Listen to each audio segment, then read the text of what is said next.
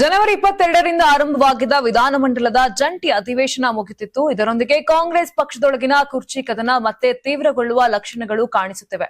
ಇದೇ ಹಿನ್ನೆಲೆಯಲ್ಲಿ ಮುಖ್ಯಮಂತ್ರಿ ಸಿದ್ದರಾಮಯ್ಯ ಹಾಗೂ ಉಪಮುಖ್ಯಮಂತ್ರಿ ಡಿಕೆ ಶಿವಕುಮಾರ್ ಅವರನ್ನ ಶೀಘ್ರವೇ ಕಾಂಗ್ರೆಸ್ ಹೈಕಮಾಂಡ್ ದಿಲ್ಲಿಗೆ ಕರೆಸಿಕೊಳ್ಳಬಹುದೇ ಎಂಬ ಚರ್ಚೆಗಳು ರಾಜಕೀಯ ವಲಯದಲ್ಲಿ ಜೋರಾಗಿದೆ. ಸಂಕ್ರಾಂತಿ ಬಳಿಕ ರಾಜ್ಯ ನಾಯಕತ್ವ ಬದಲಾವಣೆ ಕುರಿತ ಮಾತುಕತೆಗಳು ತೀವ್ರಗೊಳ್ಳಲಿವೆ ಎಂಬ ನಿರೀಕ್ಷೆ ಇದ್ದರೂ ಮುಖ್ಯಮಂತ್ರಿ ಸಿದ್ದರಾಮಯ್ಯ ಅವರು ಕೇಂದ್ರ ಸರ್ಕಾರದ ವಿಬಿಜಿ ರಾಮ್ಜಿ ಕಾಯ್ದೆಗೆ ವಿರೋಧ ವ್ಯಕ್ತಪಡಿಸಲು ದಿಢೀರನೆ ಜನವರಿ 22ರಿಂದ ಅಧಿವೇಶನ ಕರೆದಿದ್ರು. ಆರಂಭದಲ್ಲಿ ಕೇವಲ 2 ದಿನಗಳೆಂದು ಘೋಷಣೆ ಮಾಡಲಾಗಿದ್ದ ಅಧಿವೇಶನ ಒಟ್ಟು 9 ದಿನಗಳವರೆಗೆ ವಿಸ್ತರಿಸುವಲ್ಲಿ ಸರ್ಕಾರ ಯಶಸ್ವಿಯಾಯಿತು. ಇದರ ಪರಿಣಾಮವಾಗಿ ಆಡಳಿತ ಪಕ್ಷದೊಳಗಿನ ರಾಜಕೀಯ ಚಟುವಟಿಕೆಗಳಿಗೆ ತಾತ್ಕಾಲಿಕ ಬ್ರೇಕ್ ಕೂಡ ಬಿದ್ದಿತ್ತು. ಈಗ ಅಧಿವೇಶನ ಮುಗ್ದಿರೋದ್ರಿಂದ ಸಿಎಂ ಡಿಸಿಎಂ ರನ್ನ ದಿಲ್ಲಿಗೆ ಕರೆಸಿ ಹೈಕಮಾಂಡ್ ಸಮಾಲೋಚನೆ ನಡೆಸಲಿದೆ ಎಂಬ ನಿರೀಕ್ಷೆ ಹೆಚ್ಚಾಗಿದೆ. ವಿಧಾನಸಭೆಯ ಮೊಗಸಾಲೆಯಲ್ಲಿ ಆಡಳಿತ ಪಕ್ಷದ ಶಾಸಕರು ಈ ಬಗ್ಗೆ ಗಂಭೀರ ಚರ್ಚೆ ನಡೆಸಿರುವುದು ಗಮನ ಸೆಳೆಯಿತು.